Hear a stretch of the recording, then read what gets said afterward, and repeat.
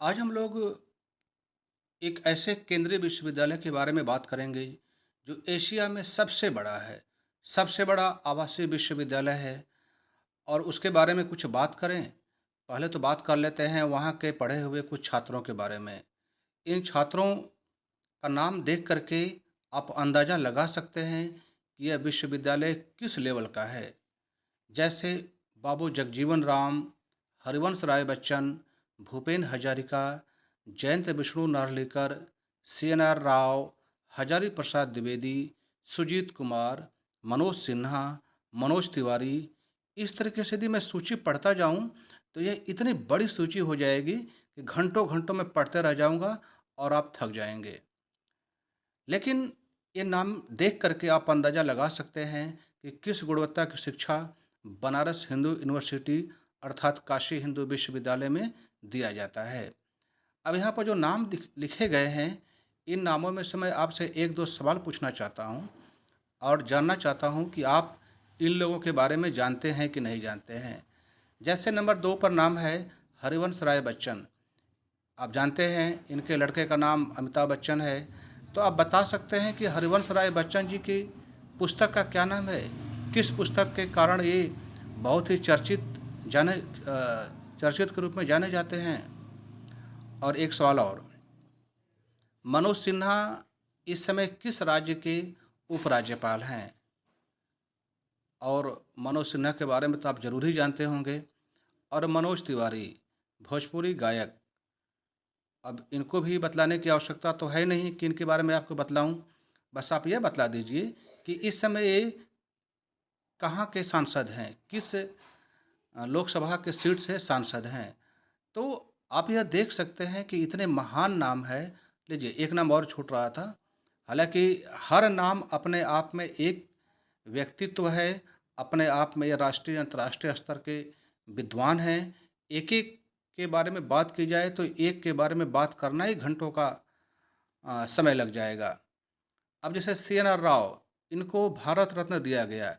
क्या आप बता सकते हैं कि इनके साथ साथ में और किनको भारत रत्न दिया गया? तो ये बातें आप सोचेंगे कि कितने बड़े विश्वविद्यालय के बारे में बात हो रही है, कितनी बड़ी हस्ती के बारे में बात हो रही है।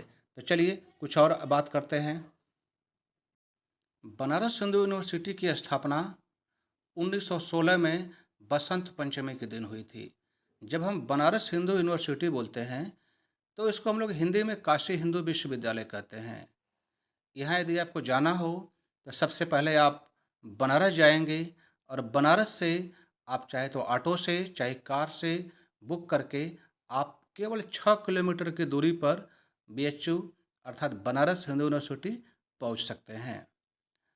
जब 1916 में स्थापना की बात आ रही थी तो उससे पहले एनी बेसेंट जी ने 1958 में ही सेंट्रल हिंदू स्कूल की स्थापना की थी। और आप जानते हैं विश्वविद्यालय की स्थापना के लिए एक इंटर कॉलेज का होना बहुत ज़रूरी है। अतः महात्मा मदन मोहन मालवीय जी के अनुरोध पर एनी बेसेंट जी ने अपना हिंदू स्कूल दान कर दिया। जब आप कमच्छा पर जाएंगे, हालांकि देखिए बनारस से जब आप बीएचयू जाना चाहेंगे तो रास्ते में एक छोटा सा स्थान है कमच्छा। वहाँ पर दो इंटर कॉलेज है, सेंट्रल हिंदू बॉयज स्कूल और सेंट्रल हिंदू गर्ल्स स्कूल। इन दोनों स्कूलों की स्थापना एनी बेसेंट जी ने किया है। और जब यहाँ जाएंगे तो आप देख सकते हैं दोनों का प्रांगण बहुत ही बड़ा है।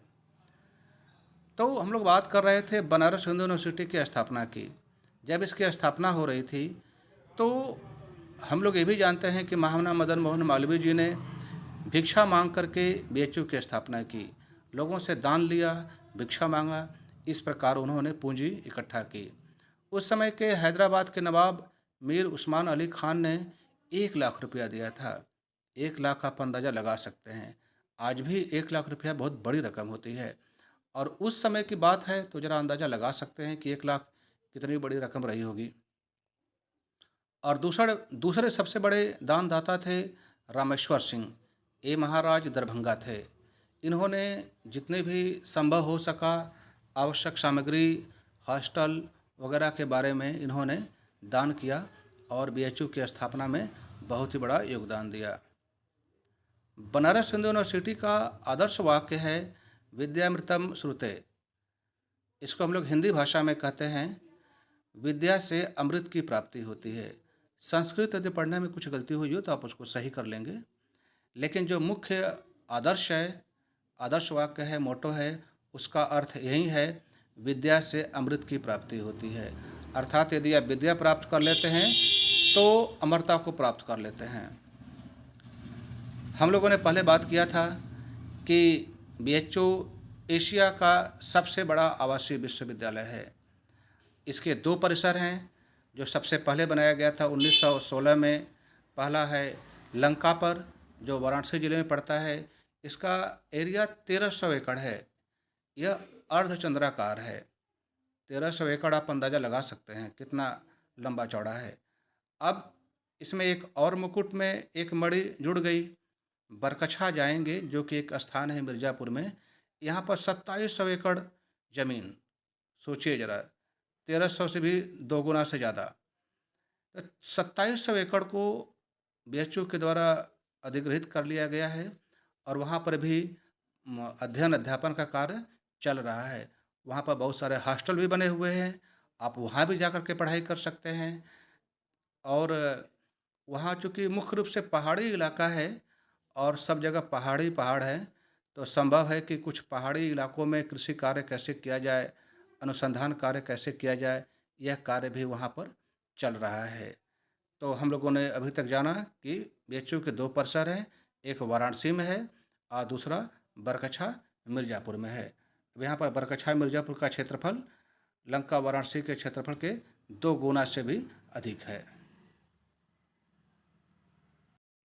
जैसा कि मैंने आपको बतलाया, एशिया महाद्वीप का सबसे बड़ा आवासीय विश्वविद्यालय बनारस हिंदू यूनिवर्सिटी, यह आपको याद कर लेने में कोई समस्या नहीं होनी चाहिए।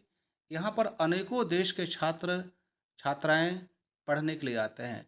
लगभग 34 देशों के छात्र यहाँ पर अध्ययन करने के लिए आते हैं। यहाँ पर अनेकों संस्थान हैं, संकाय है, डिपार्टमेंट है, सेंटर ऑफ एक्सलेंस है।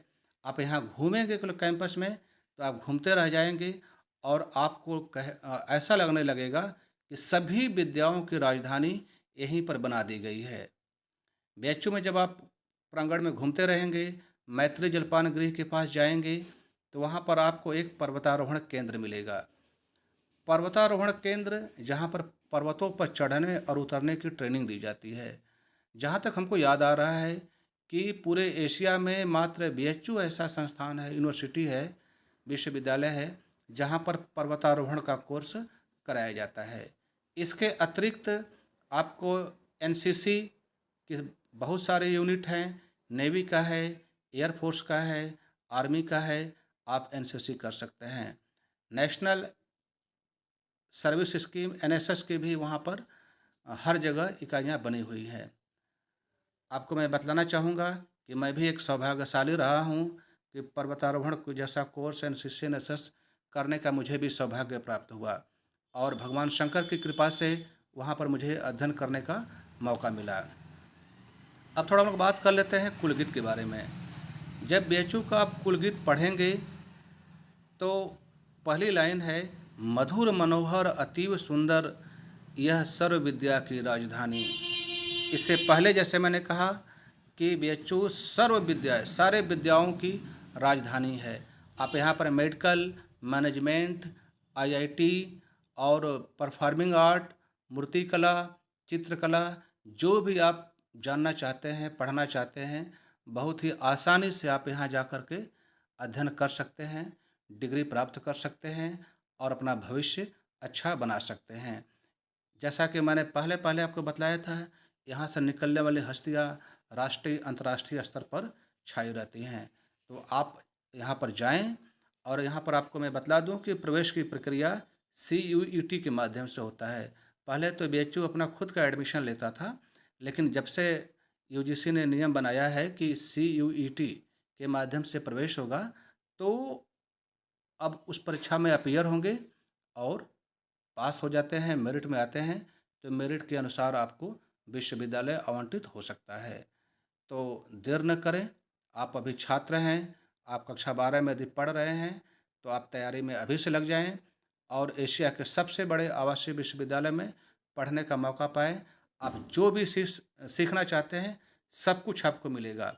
तमाम देशों के विश्व की भाषाएँ, जर्मन और फ्रेंच, जापानीज़, इन सभी में आपको डिप्लोमा करने का मौका मिलेगा। पोलैंड की भाषा पोलिश भी आपको पढ़ने का मौका मिलेगा। मुझे वहाँ पर पोलिश भी पढ़ने का मौका मिला था और पोलैंड से आई हुई एक मैडम थी हेलेना सुकोका, इन्होंने वहाँ पर हमको पढ़ाया। तो आप भी जाएँ, अपनी इच्छा अनुसार आप जर्मन, जापानीज़, पोलिश, जो भी भाषा, नेपाली, कई भाषाएँ, सब भाषाएँ पढ़ाई जाती हैं। जो भी आप सीखना चाहते हैं वहाँ जाएँ, पढ़ें, आगे बढ़ें और बीएचयू के साथ-साथ अपना भी नाम बढ़ाएँ। धन्यवाद।